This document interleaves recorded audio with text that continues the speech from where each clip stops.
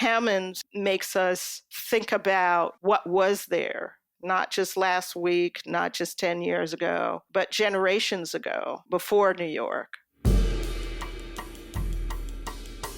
In the Hudson River, on the west side of Manhattan, resides a new permanent sculpture.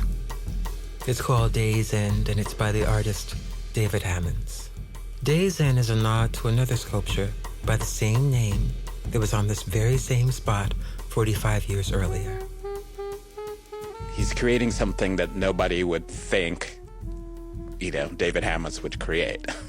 It's about, something that's kind of ghostly, that exists and does not exist at the same time, that riffs on something else.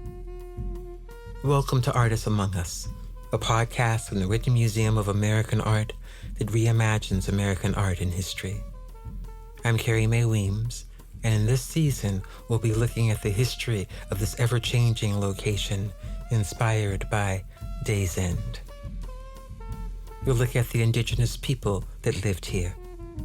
Some of the stories that I share about our history have to start with creation and lifeways that went on for several thousand of years on this very land.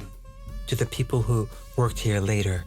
These were farm kids who came to America to make poor kids, like my grandfather, to make a better living for themselves.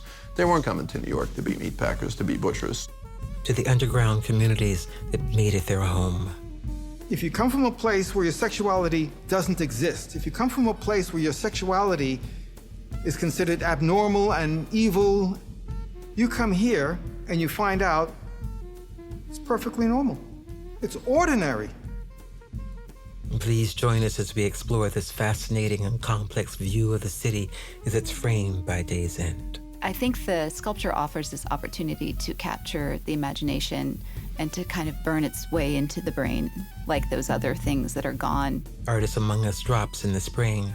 You'll find it everywhere where you get your podcast.